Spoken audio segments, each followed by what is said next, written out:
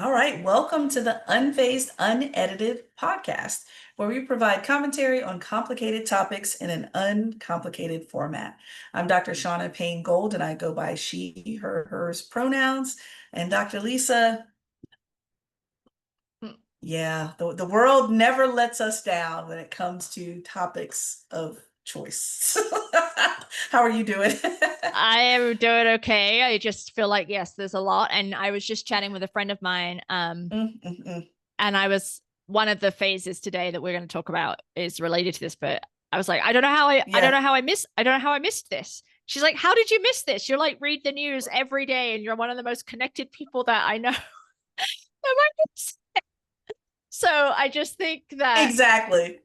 that should be testament to the speed and volume of which uh, disaster is looming or coming at us. Yeah. Speed and volume. That's a good way to put it. I'm telling you, I'm drinking from a fire hose over here. But anyway, let's get into this week's episode. And you all are in luck when it comes to the word of the week. So let's dive into two words this week. Yes, a double header. Yes, a double header. So Lisa, guide us through our first word, and then I'll meet you in the middle here. Yeah. Okay. Okay, gerrymandering, which obviously has been in the news a lot, and I do actually think a lot of people don't know what gerrymandering is, right? Right. And or the history of it. So essentially, back in the 1800s, there was a governor of Massachusetts, who's, oh my God, his name has just escaped my brain, but last name was Jerry. Anyway, he redistricted a district in Massachusetts that commentators and critics said looked like a salamander, right? Like, and there's actually images online you can find where you can see kind of an artistic impression of this salamander. So anyway, that is how the term gerrymander came to exist. And Elbridge Gerry, Elbridge, that's his name. Yeah, I didn't want to interrupt you. Yeah, Elbridge Gerry. And so this process of changing districts to give a partisan advantage has a long history, but has gained steam in the last 20 or 30 years. And redistricting happens after every census, every 10 years, when there's an apportionment based on population size. So, right. However, Texas in particular has been pretty frequently, I guess I would say 2 or 3 times they've tried to redistrict mid-decade. Obviously, there's one of those actions happening right now. But you know what's funny about this, Shaunna, is when I was learning about US politics in the United Kingdom back when I was 18, 19 years old, I learned about gerrymandering. And at that moment in time through to today, I still do not understand how this is legal. Like, I still do not understand how this is legal. So that's what gerrymandering is, right? It's to create partisan advantage. You're not allowed to racially gerrymander, but we know that racial demographics and partisan or political affiliation are often overlap quite heavily. They're very heavily correlated. So states will say, no, we're just doing it based on political party affiliation, which still feels highly problematic, but really it's a cover for racial gerrymandering to disenfranchise, in particular, Black Americans. Anyway, you had an additional word of the week or phrase of the week that connects with what's happening in Texas in particular, and some other examples that you had. So over to you. Yeah. Well, and you know what's interesting? So with that whole gerrymandering concept, I think what's really important to think about is, we have to think about the language of test balloon, meaning that when it comes to gerrymandering, I'm going to try to connect it for y'all here. When it comes to gerrymandering, this is an attempt to test out the possibility that something political, a political strategy could work. And so we're going to test it in one place. And then if it works, or if it doesn't receive as much resistance as we expect, then we may unleash this in other areas. So when it comes to political context, a test balloon, sometimes it's called a trial balloon, or even what is it? Flying a kite flying, where they're testing the way the wind blows, if you will. So they're testing some type of strategy that changes a policy, changes a procedure, changes a legality to gauge public reaction. And based on that reaction or non-reaction, it may be rolled out at a higher scale. And so when it comes to this in Texas, this is what's very interesting. And I think that's where the interesting parlay between Texas redistricting, which feels just disgusting, and Gavin Newsom's threat of redistricting leaning towards the Democratic blue vote in California to then tip the balance of Congress in total. This is what I think is interesting. And Lisa, I think that, based on what we're seeing between the gerrymandering and the test balloon, is that now finally it seems like the Democrats, specifically Governor Gavin Newsom, is comfortable getting gully. I mean, he's matching energy on this. He's finally saying, okay, cool. We've tried as Democrats to play by the rules. You as Republicans are saying that we don't care about the damn rules. And so now he's saying, cool, I don't care either. And so I'm willing to threaten redistricting. So he is one clarion voice of pushback to the test balloon. But let's see what happens in Texas proper. I'm interested to see. I think it's also happening in DC right now, but we'll get into more of that later. But I feel like I can't unsee test balloons all around us. And to your friend's great point of, oh my God, Lisa is always on it when it comes to this type of thing. So if she's not aware, then the majority of America is not aware of this thing. That's the point. Let's test something to see if people notice, care, or resist. And if they don't notice, care, or resist, we're going to push it forward. And then people are going to be like, oh my God, what happened? Oh, you didn't say anything when we did it in Texas, so don't say anything when we do it elsewhere. Right. Yeah. That's the danger of not paying attention to test balloons. Yeah. Yeah. So here we are. Here we are. Gerrymandering and test balloon as our double header there. So double header. Exactly. All right, Lisa, let me get us into phase one. All right, so phase one. So Lisa, I have been trying to blow the dust off of all of my theological leanings because I'm mentally and emotionally preparing for my fellowship that starts in September. That's specifically focusing on social impact strategy, but from lots of different angles of different faith traditions, even folks that don't have a specific faith tradition, all coming together. And so I'm like, okay, I need to get my act together here because there's so much stuff that I've forgotten because I went to seminary 100 years ago. And so obviously I just need to kind of refresh on some things.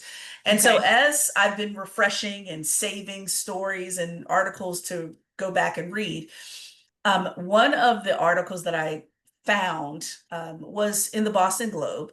And it was such a fascinating article because let me take you back and bring you forward. So as you can probably imagine, during the pandemic, obviously, folks could not gather for lots of different reasons, but especially not in churches. There was a particular denomination that they were literally on the cusp of us realizing that a pandemic was happening, where it was a very large conclave of congregations that came together. And out of the 13 clergy that were present at that particular conclave, 7 of them passed away due to the COVID virus in 2020, right? Okay. So this was like February-ish. January, February is not an odd time for churches to gather, especially for these large conclaves and so forth. So anyhow, that happened. And so, of course, there was this downslide of attendance for a lot of congregations prior to COVID. But once we got into COVID, obviously it wasn't happening. People were scared. When you think about gathering in worship. Of course, there's a lot of spoken word. There's also a lot of singing, the easiest way to transmit, COVID or anything really. And so with that, people were afraid. And so the numbers that were already sliding became a landslide after that. So when you look at the numbers, it's not surprising, but at the same time, it's like, what do you do once those churches are empty, right? So, for example, Gallup is telling us here that the number of Americans that were regularly attending religious services currently, 2024 going into 2025, dropped from 42% to 30%.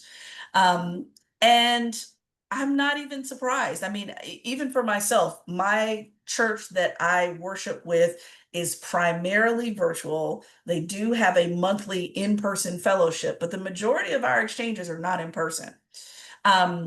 And so, as I'm thinking about this over time, think about the 1940s, for example. Gallup tells us that about 80% of Americans said at that time that they belonged to a church, a synagogue, mosque, temple, a place of worship.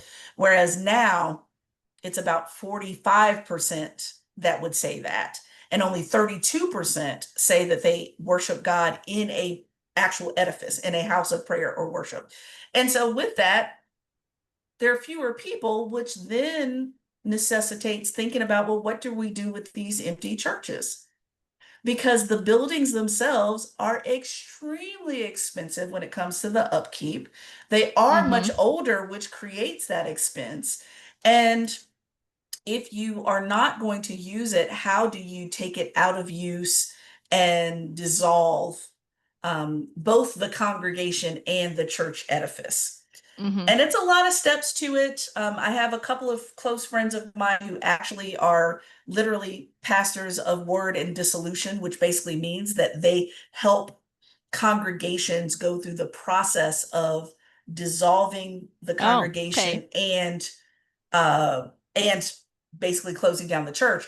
And so, with that, I think it's going to be interesting to see what happens, because now this Boston Globe story talks about, now that they're empty, now that they're being dissolved, what do we then do with them? And there are many folks that say we should make sure that we transform some of these empty properties into housing for low income family or for unhoused folks, because that still clings to a legacy of Christian values in that way. Yeah. Yeah. And I'm like, dang, that's a great idea. Because I've seen, some folks convert churches in, like literally, there's one in Baltimore. I'll try to remember the name of it.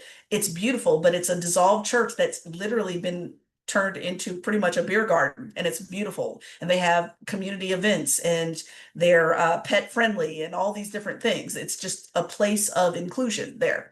Another one that I've seen in particular that was shut down, renovated, and turned into an event space, but also gave much of its proceeds to shelters and other organizations in their community. So I just thought this was an interesting article, Lisa, because, it's not going to be uncommon for us to see these buildings that will become eyesores if we don't do something with them.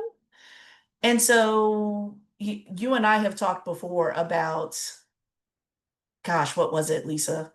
NIMBY. NIMBY, Lisa. We talked about NIMBY Yes, before. yeah, I had it on the notes. It was in Colorado, it was Yigby, the yes in Okay. God's backyard, which is like the positive of Yes. YIMBY. But yeah, that's it. So this made me think of that not only Yes. is this piece talking about the actual physical structures being transformed into housing, but then there's also this push to take land that churches have that they're not necessarily using and build affordable housing on it. Yeah. Exactly. And so, that's why I'm like, oh, this is really an intriguing concept, because I'm imagining, because the steps, there are multiple steps to closing a church. Depending on your denomination or your faith tradition, those steps can be more or less, detailed. But there is a process to think about the grieving congregation, that, think about houses of worship where some of our most unforgettable core memories happen there. Whether it's a wedding or a funeral, or if someone has a baptism or whatever it may be, or just a family gathering, they're places where many core memories happen. And so, with that, how do you appropriately mourn it? Because it's a living, breathing organism that's been in your life for a certain period of time. And so, um, I'm just thinking about how repurposing some of these churches in such a way for the Yeah. unhoused and other Yeah. groups, how might that help with the grieving process? Yeah. But I'm anxious to pay attention to this across the country because I've seen it go in lots of different directions, whether it turns into an event space or it turns into a shelter and so forth. So we'll see how this goes, Yeah. but this is what's happening in Boston right now. So I'm waiting to see what the trend is across the country. I was definitely thinking as you were talking that converting a church that's no longer being used as a, as a religious location into some kind of housing or community space even would help with the grieving, right? Because I mean, we had this conversation before, right? Around like, that feels super in alignment with at least Christian values, right? And presumably values of many other religions and spiritualities too. So I realized that we're also seeing people claim that title without much of the value. Hello. So I do think it would be useful to be like, okay, we can't come here anymore and worship, but we can take this building that has all of this positive energy and community history and experiences, and we can pay that forward, right? So, and I wonder, like, this Boston Globe piece, I know it's just talking about what's happening in Boston, but did it say anything about how cutting edge this is? Like, is this new, or have churches not really thought about this before, or is it simply because up until fairly recently, the last decade, 15 years, there haven't been that many empty churches? Yeah, the lack of empty churches, well, let me take that back. The complacency with being okay with the empty church and not doing anything with it. I think that's what's really key. Okay. Because depending on what area of the country you're in, I mean, you can't go one block without passing by a church edifice itself. And so, but I've also seen so many of them that were just abandoned or run down, or some of the traditional prayer houses that no one really repurposed, or even some of the ones that obviously break my heart are some of the ones that are on the Underground Railroad on the East Coast that should be at the very least designated as a historical landmark. And it's just, it looks like an abandoned shed that somebody forgot was out in a field somewhere. And I'm like, you all realize Harriet Tubman traversed this area. And so I think part of it is, okay, let's not be trifling here and just leave it empty. And my question too, though, is, so when you talk about the dissolution of a church, part of that process is to, how can I say? It is to what is the right word? Deconsecrate, that's the word. Part of the process is to deconsecrate that building, meaning that when it's consecrated, there are certain activities and only certain activities that should happen there. But once I deconsecrate it, then that means that pretty much any activities can happen there without feeling as if it is being disrespectful or forgetting the legacy of that particular building. Well, some people just don't get down with that part. They're thinking it's a church, it's always been a church, and how dare you create a beer garden in that church, despite us not having the money, not having the people, not having the resources to keep it up for its original intended purposes. I think we've now gotten out of that mode of, I'd rather it be nothing than to deconsecrate it and let it be something else. Okay. And so that's what I think is the interesting part of it. I don't think the dissolution of churches, I don't think is as fascinating as the repurposing part of the actual edifice. Yeah, haven't seen a whole lot of it. I can certainly see why someone might not want their church to become a beer garden. I mean, yes. I've been in churches that have been converted and they're amazing, right, for that social gathering. But I could understand yeah that perhaps. But yeah, this whole like creating like a senior center or a community space or Mm-hmm. housing, Mm-hmm. temporary housing or shelter, like um, that does Mm-hmm. feel like a great idea. And I just wonder, like, Yeah. why does it take us so long sometimes to come up with? I mean, it's not a perfect solution and it's not going to fix housing issues, right? Yeah. But when Yeah. we're trying to Yeah. be creative and think about solutions, and then let's go beyond churches, what other buildings have been abandoned since the pandemic because they're just the desire for usage pre-pandemic is just not there anymore. So how are we Oh, thinking for about sure. those like office buildings or other buildings, right? In terms of what could we do there to create housing opportunities or other community oriented opportunities? Uh-huh. Uh-huh. Well, and so one of the, again, my mindless scrolling on social media, I love when there's certain accounts that show, for example, abandoned malls that Mm, usually isn't, and some of that isn't even lack of use. Sometimes it's just, oh, well, the bigger, better mall gets built 5 miles away. So, right. because that's exactly what's happening right now in my neighborhood, where it's the older mall is kind of, eh, it's dated and it mostly has restaurants in it, not really a lot of shopping. But there's a bigger, better, nicer one 5 miles down the road. People would rather go to that one than go to the one here. Well, I've seen some places where they converted, malls into affordable housing and turned it into apartments because you Interesting. have different levels and the infrastructure is strong enough to hold it and those types of things.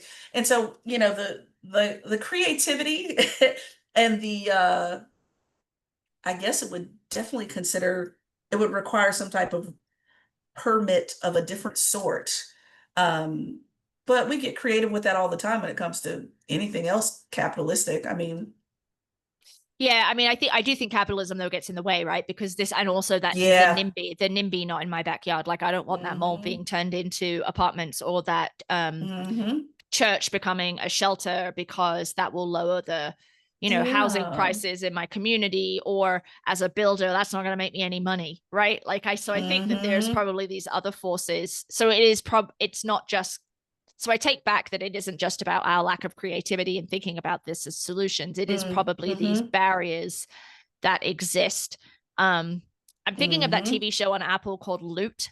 Have you watched that with Maya Oh, yes, Rudolph? yes, yes. Mm-hmm. Yep. Yeah. So for Yep. those who don't Mm-hmm. know, she divorced, she's married, and the person makes a lot of money and she ends up getting a divorce because he cheats on her. And she takes Mm-hmm. that money and there's already a foundation that exists and she works with the foundation. And one of the things they do is they buy up unused hotels or hotels that are kind of in Mm-hmm. disrepair and they use that for housing. I actually have no Mm-hmm. idea how practical or feasible that is in real life, Yeah. but it's the same Yeah. kind of principle of what we're talking about here, I think. Hmm. Well, and when you think of a house of worship of any sort, you got several, let's just think logistically of what you have going on there. You have, of course, the zoning regulations that you have to have for that particular church um, edifice. So you have the zoning piece of things. You have the actual building or buildings, because depending on the type of church, there's a sanctuary of some sort or a prayer house of some sort. And then there are other educational buildings or other parts there. So you have more than one physical building. Then you have the parking lots that are a certain size. Then if you're out in the country or you have more space, you have lots of land. I think I shared with you before, Lisa, where my oldest son Trey, he would have soccer tournaments at actually two particular churches that had like 6 acres of land where they could have Yeah, soccer game, like 8 soccer games going on all at the same right. time because they had Yeah. so much land surrounding it. And so that's what you're dealing with as far as resources are concerned, Mm. and repurposing those. But I guess it boils down to who's the willing, who's the willing Yeah. developer, Yeah. who's the willing congregation, who's the willing, even if it is a historical landmark, sometimes the actual, even just the land itself or the parking lot itself is on land that's a historical landmark. All that has to be rezoned and redistricted in order to function in a new way. Um, so I don't know. I think it should not be as hard as it is. with the zoning piece of things, it shouldn't be as hard, but that seems to be the wall that lots of willing people run into. And of course, neighborhood folks that are not down with it, like you mentioned. So yeah. Well, Mhm. this is good food for thought. If you are in a community with a church that is closing, how could you perhaps advocate for its usage in a way that contributes to the betterment of your community and uses that space wisely, right? Yeah, absolutely. Absolutely. Yeah. Oh, all right. Well, let's get into phase 2. So we're staying on housing. Well, we're going to come up a level from housing and then come back down to housing. Just feel like, Shaunna, we got to talk about DC and the troops. Let's do it. Let's do I it. realize now the initial order, the public safety emergency, was declared close to a month ago. So we're a little bit behind the times, but as you said at the top of the show, there's always something. So depending on when this podcast drops, we always have a plan, but sometimes plans get derailed. But if this drops when we think it's going to drop, we're on day 30 of the deployment of troops to DC, which is the limit on when the president can essentially engage the troops, the National Guard in DC for quote unquote federal purposes. A lot may happen. We don't really know, but this is potentially day 30 of that. So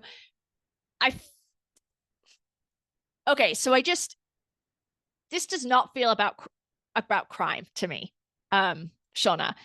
As I understand it, the initial 800 troops that were deployed, and then 3 Republican states sent more troops. So I think there was, close to 1,700, 2,000, somewhere in that region, troops that were in DC. And from what I understand from people who live in DC, obviously you are very close to DC, is that all of this increased law enforcement, although I should caveat, I guess, National Guard is not law enforcement. They are not supposed to do that. Is all positioned in places in DC where there is little crime or not the same kind of crime that precipitated this quote unquote public safety emergency, right? So it just feels absolutely for show. And to your point of a test balloon, right? Oh, for sure. This absolutely feels like a test balloon because there's the quirk in how DC is formulated and its charter and the laws and the statutes around that have enabled this to happen. Like the president can't just do this elsewhere without some finagling, legal finagling. But before I jump into the next piece of it, I just want to get your temperature and pulse on this, since you are very close to DC, right? And likely have people who live and work in and around there. So what are you hearing, seeing, feeling?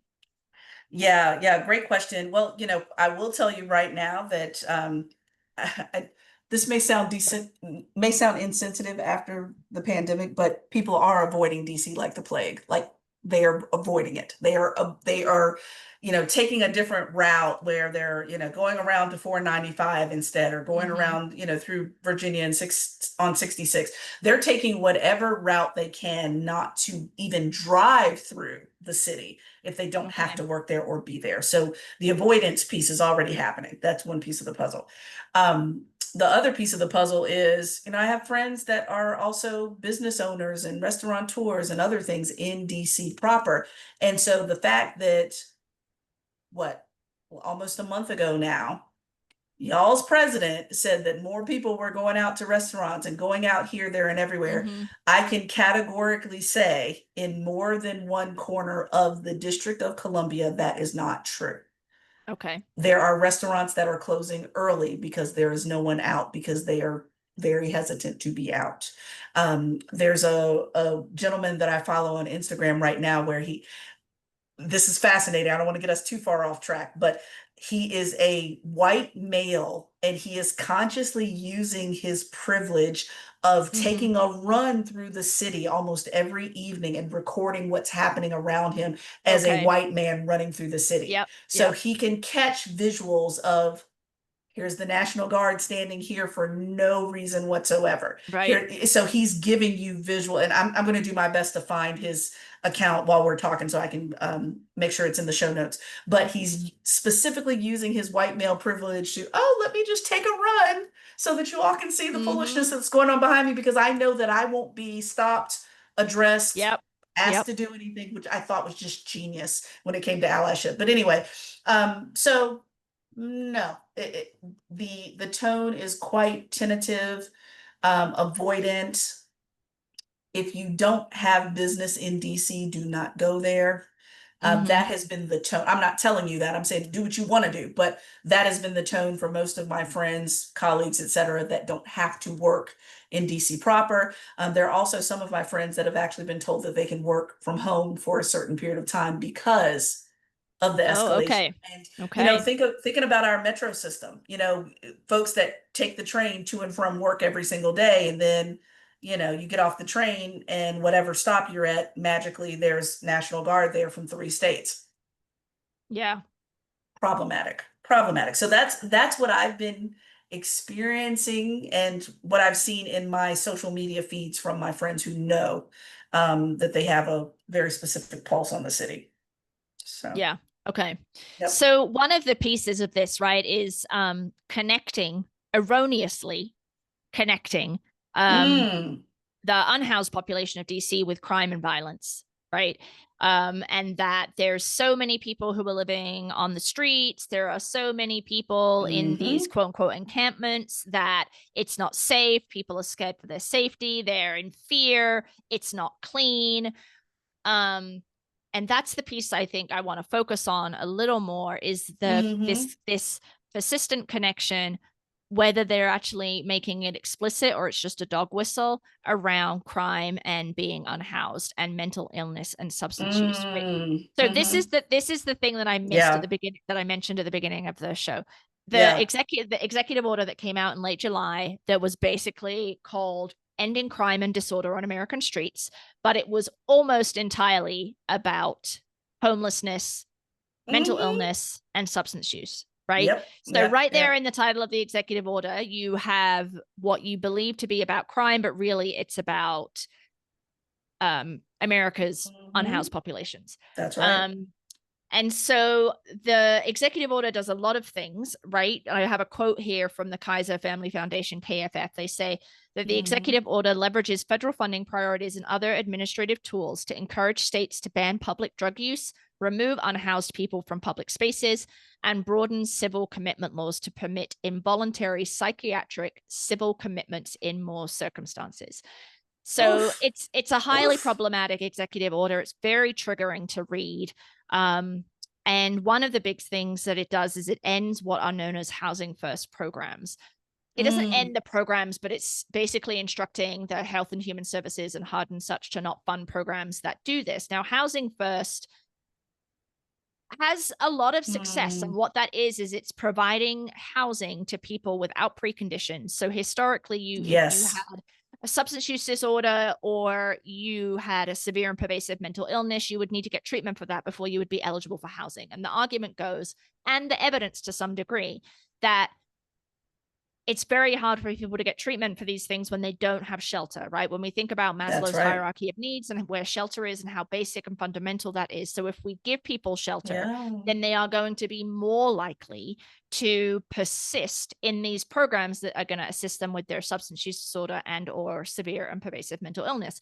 And that has borne out to some degree in cities across the United States.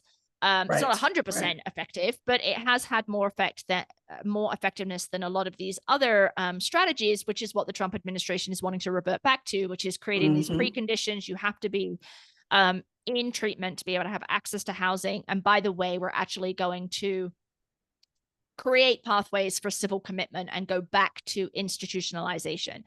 So institutionalization fell out of favor, right, during the civil rights movement and beyond because of kind of low funding, poor treatment, squalid conditions, just really, really nasty situations for a lot of people. And they were not getting good treatment for their issues and concerns. And so the shift was to move to more community-centered care where there were less restrictions. So Trump is really reversing all of that, or at least this executive order does. And, you know, at one point in the executive order, Shaunna, it references, I forget the exact phrasing, but it basically creates an implicit correlation between people who are unhoused and have been arrested for a federal crime.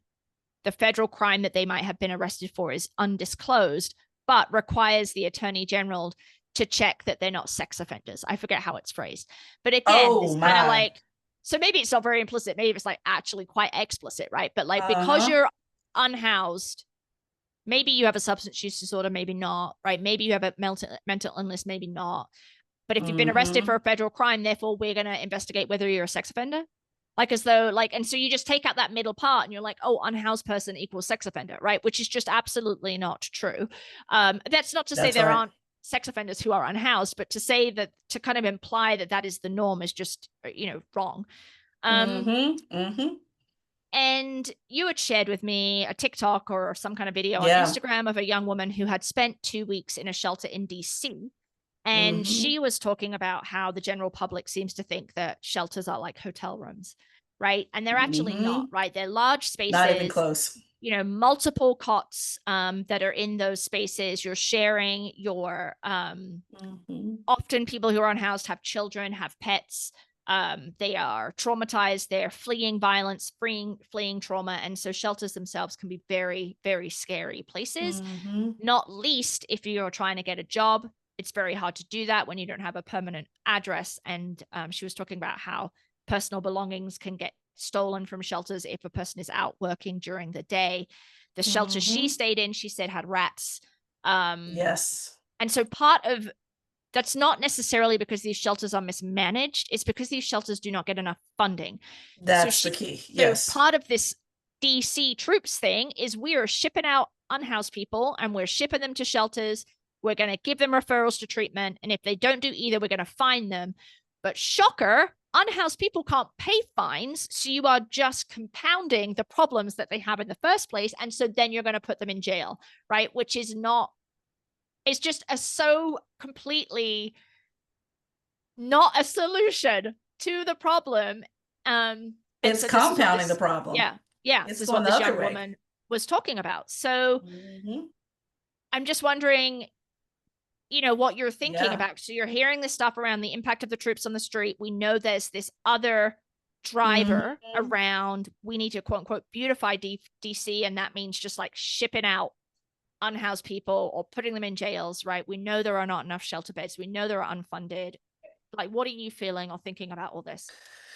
Oh, Lord. Well, rage is too, rage is an understatement on this whole thing, really, as far as how I'm feeling.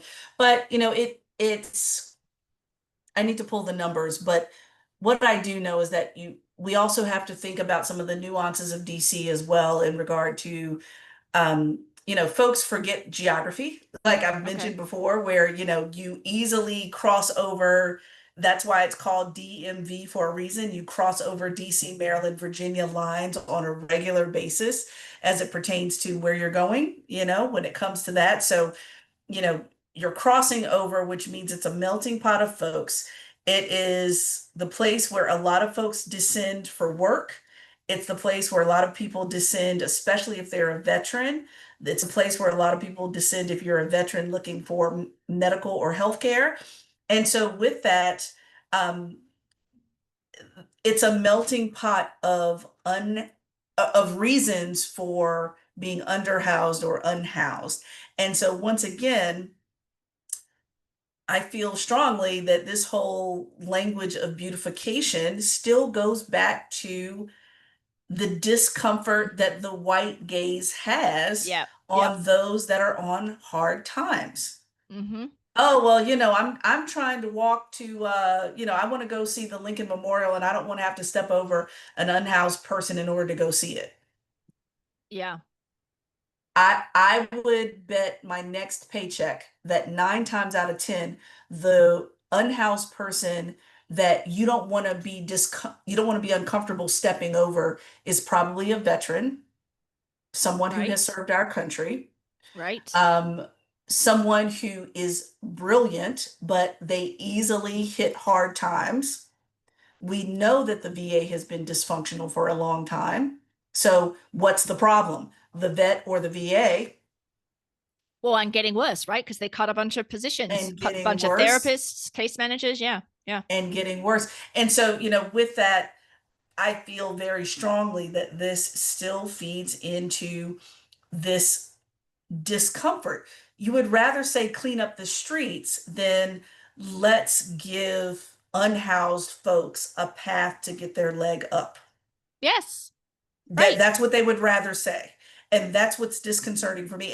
And partially, I have to say, I know I'm biased in this particular area because living in this area, getting to know people in this area, I have more friends who have been previously unhoused than ever, having lived here. And now, fortunately, they're in a situation where they're great, they have their own home, things like that. But that could have been as little as 10 or 15 years ago that they were sleeping in parks Right. or sleeping in a tent city underneath a bridge or what have you.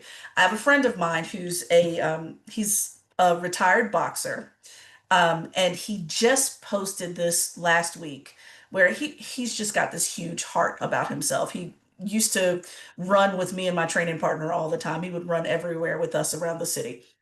And he actually took a video where he turned a corner in DC. And when he turned the corner, there was someone unhoused sleeping on the corner, like on the curb, sleeping there. And it Mm-hmm. scared him so bad because if he had turned the corner any closer, he would have literally run over him, right? Mm. And so he pulls over, gets out of the car. He's still still got the phone out, taping what's going on. He gets out of the car, wakes the guy up and says, "Hey man, are you okay? Can I get you somewhere? Can you move out of the road?" And of course, the unhoused gentleman being so startled, he jumps up startled and he literally pulls out a knife in his hand. He has a knife like trying to protect himself. Now, most Yeah. It's times protection. Yeah. it's for protection. It's not for intentional harm, it's for Agreed. protection. And so my friend looks at the person when they wake up and he's like, "Oh my God, we went to high school together."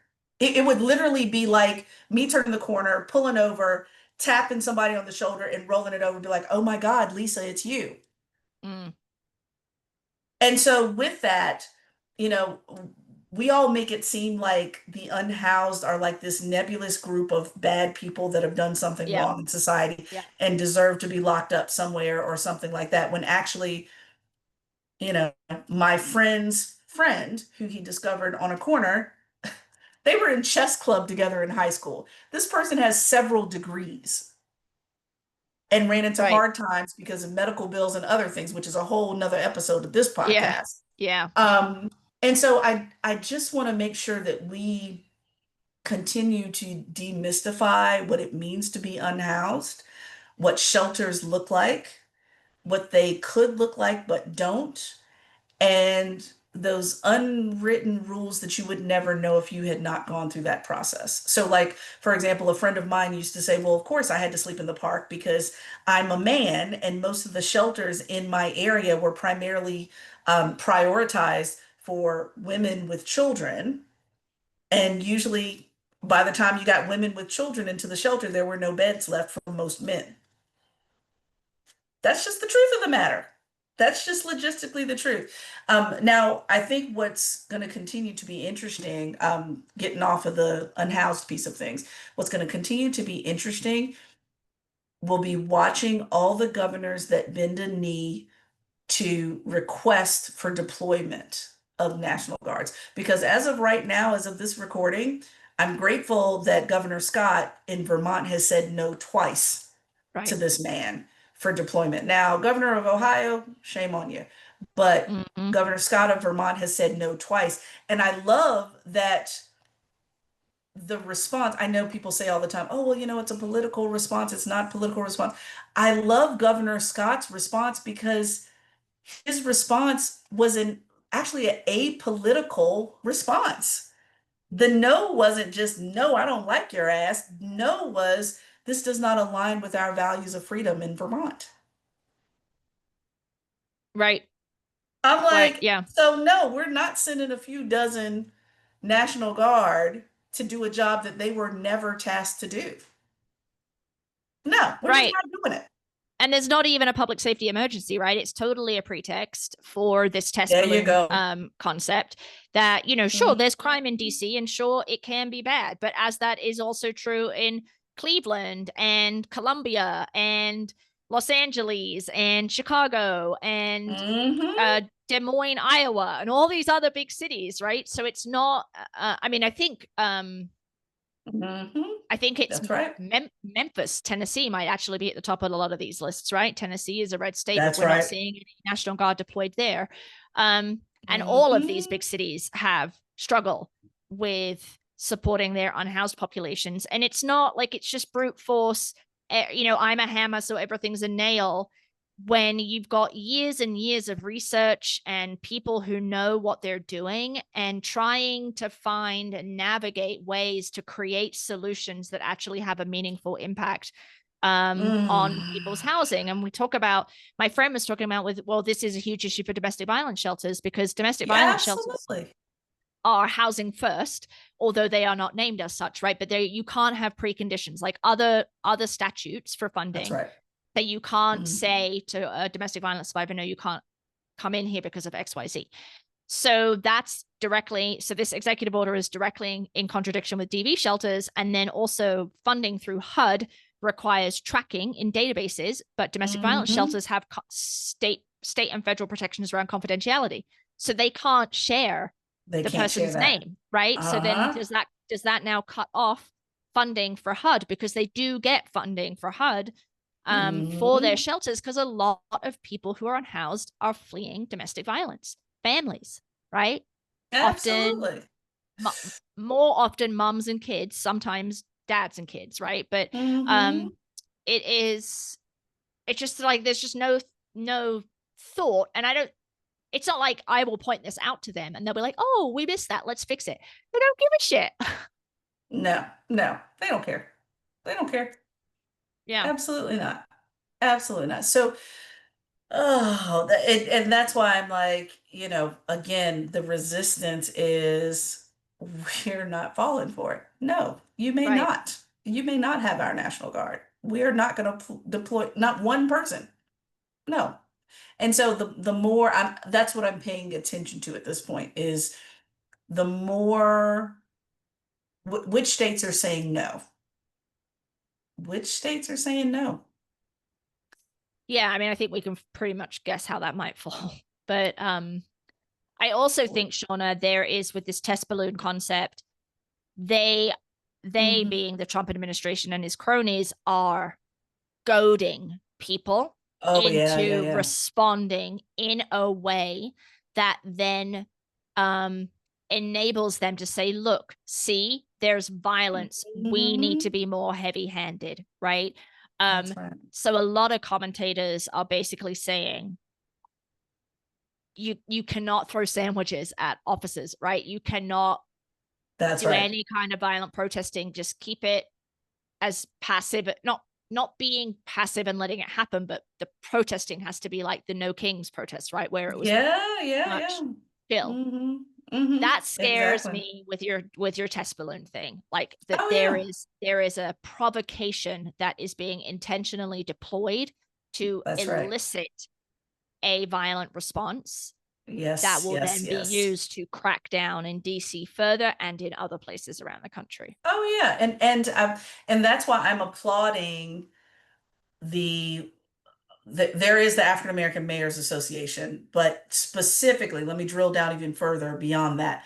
The mayors, the black mayors of comparable size cities, that they're saying, no, we're not in support of the National Guard being deployed to DC. Why? Because we're not stupid. We know that this is a test balloon in Right. DC for Right. what you might do in Baltimore, in Kansas City. Let me think of other black mayors. In Seattle, Washington, they have a black mayor, I believe.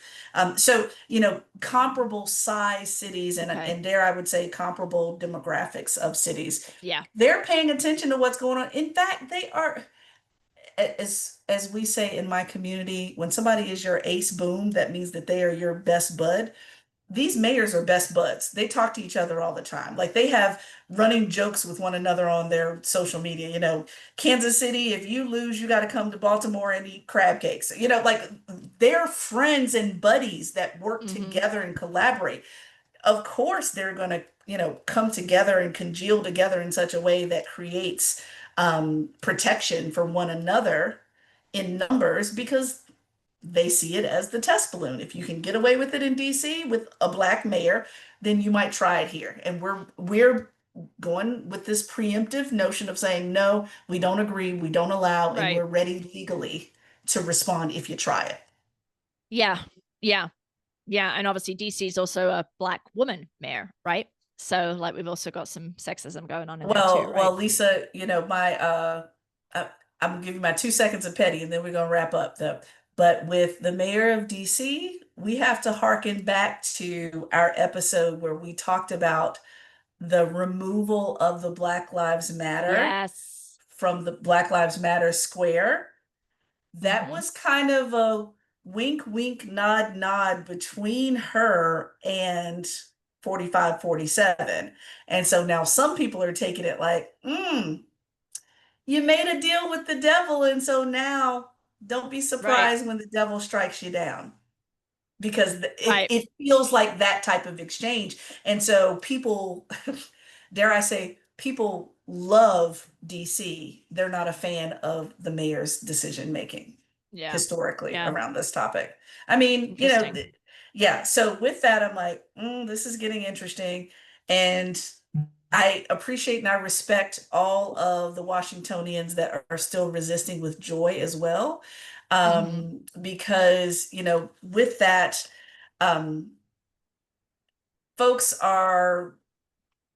they're being cautious, but Black folks aren't necessarily taking a knee to anything. I mean, at the very same time as having National Guard deployed, they also had, Chuck Brown Day, who's the father of go-go music in DC. They had a huge festival in the park that's at the same time. So I don't want to make it seem like, oh my God, everybody's afraid. People are aware and they're making choices that are smart for them. That's what I'm saying. Yeah. Yeah, I think that's a great place to end. Stay alert, make choices that are smart for you. Be aware and educated about the larger context. Right. Absolutely. Absolutely. Yes. So, all right. Well, that's it for this episode. Look, we gave them double on everything, I think, Lisa. We did. Yeah. But that's a wrap on this week's episode. You can certainly reach us on all of your social media and your podcast apps at Unfazed Unedited. You can certainly email us at info@unfazedpodcast.com or visit our website, unfazedpodcast.com, to find all of the old and the new shows. So until we see you next time, please like, subscribe, leave a review, share with your friends, coworkers, and others in this phase of your life. So until next time. Stay alert.